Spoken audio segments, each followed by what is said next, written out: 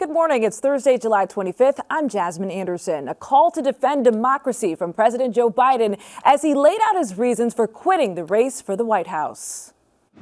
You know, there is a time and a place for long years of experience in public life. But there's also a time and a place for new voices, fresh voices, yes, younger voices. And that time and place is now. The 81-year-old addressed the nation from the Oval Office last night. Biden also laid out his plans for the rest of his term, including lowering costs for families. He then promoted Vice President Kamala Harris's candidacy for president. I'd like to thank our great Vice President Kamala Harris. She's experienced, she's tough, she's capable. She's been an incredible partner to me and a leader for our country. Now the choice is up to you, the American people, over the next 6 months. Here's NewsdayTV's Jill Wagner and columnist Joy Brown with an in-depth look at the speech. So, Joy, this is the first time that we are seeing President Biden since he said that he would not run for re-election. It was a historic decision. How did he look? How did he sound? He looked awful. He sounded awful. But you could also say that he sounded and looked the way an 81-year-old getting over COVID would look. I mean, I hope to see him again soon, and I hope that he looks and he sounds a lot better. Biden is now technically a lame duck president, but it sounds like there's still a lot that he wants to get done. Well, he laid out a pretty ambitious agenda for his last few months in office, including everything from, he says he wants to reform the Supreme Court. I have no idea what that would look like. He says he wants to end the war in Gaza. He wants to bring Americans home. He talked about, he had a whole list of things that he was talking about. So I think he wants to make himself busy because for him, it's not just the end of a term, it's the end of his political career. So he wants to burnish that up as much as he possibly can. And, well, let's see what he does. He only briefly mentioned Kamala Harris, who he has endorsed for president. Was it enough? Well, a couple things. One, she's the presumptive candidate, not the candidate yet. He did have high praise for her. He said she's tough, she's capable, she's experienced. In this particular instance, in an address from the Oval Office, that was probably all he needed to say. That's probably all he wanted to say.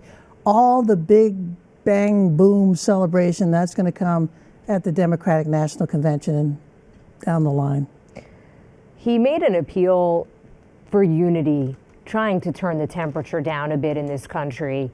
We've seen some pretty nasty races here on Long Island.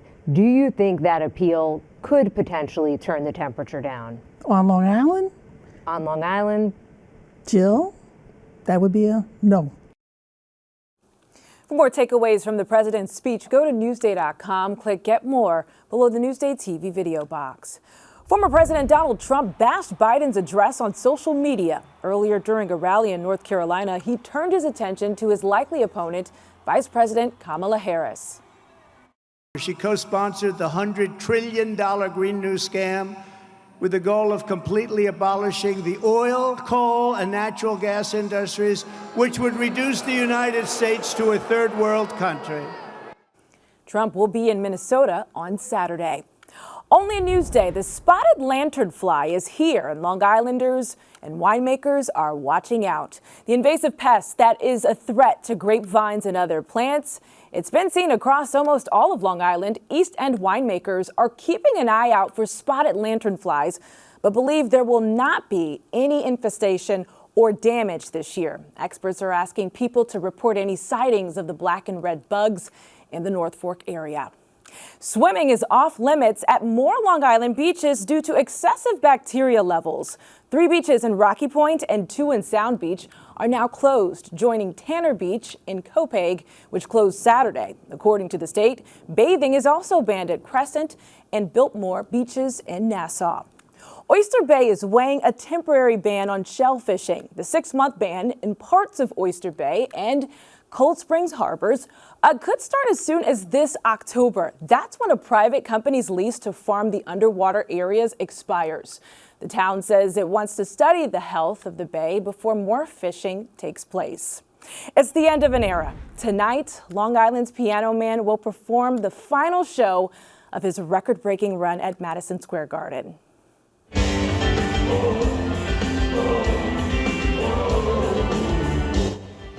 Billy Joel's show tonight will be his 150th concert at the venue. It will wrap up his 10-year residency at the Garden. Bidding wars are still happening in more than half the home sales on Long Island.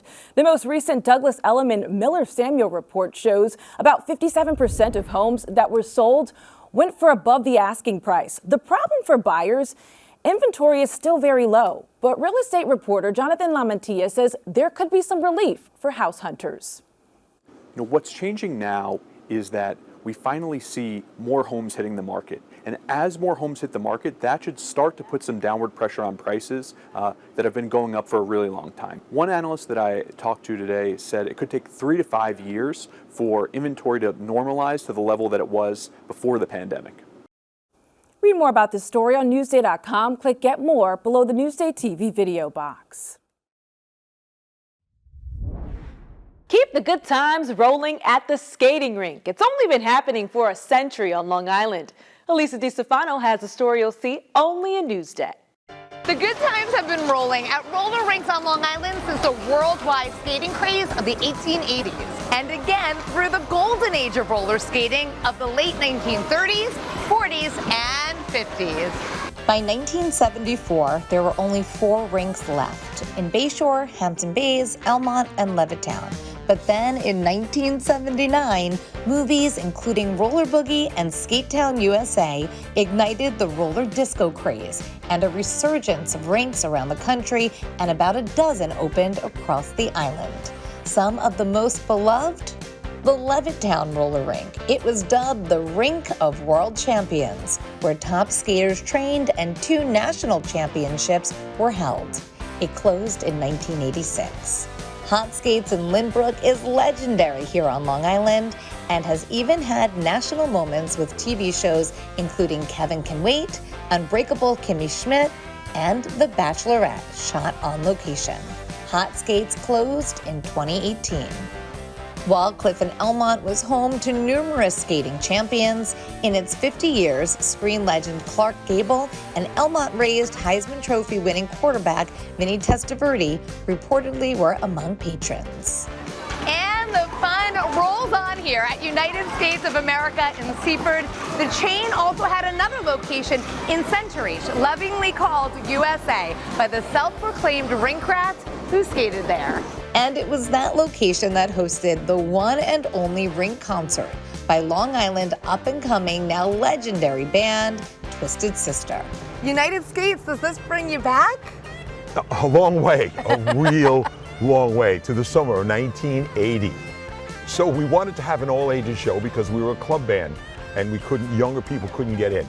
So we decided to find a place to do it, and no one wanted us except for United Skates in Centereach. Booked the show, sold it out. It was a crazy evening. It was pandemonium, it was mayhem. The place was on fire with enthusiasm. The Centereach rink closed in 1984. Today, other indoor roller rinks still rolling are in Greenport, Old Bethpage, and Shirley.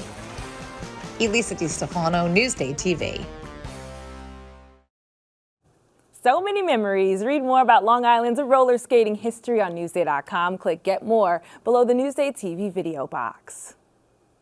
What's Up on Long Island is brought to you by EastEndGetaway.com. End up here.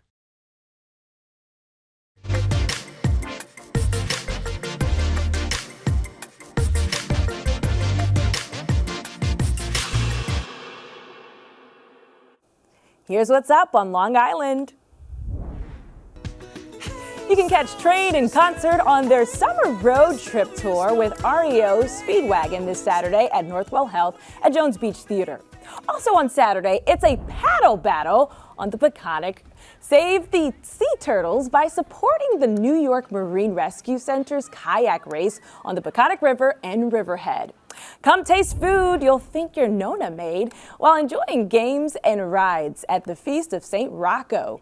It runs now through Sunday at the Church of St. Rocco in Glen Cove. Enjoy. For admission info and more events, click Get More below the Newsday TV video box on our homepage.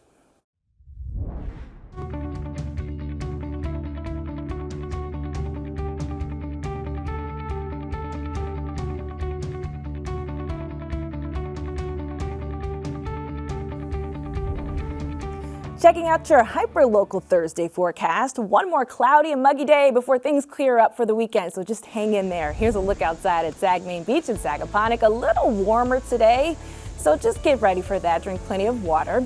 Let's check out your day planner now. Cloudy today, highs in the low 80s. We do drop down a little bit as we head into the evening. Tomorrow, the sun makes a huge comeback with highs in the 80s. Here's a look at your 7-day forecast. Not too bad for the weekend. Very nice out there.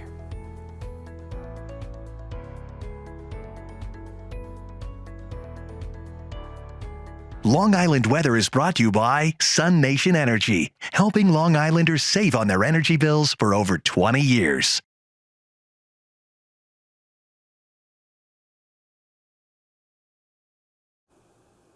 I'm Jasmine Anderson. Thank you so much for watching. We'll see you tomorrow.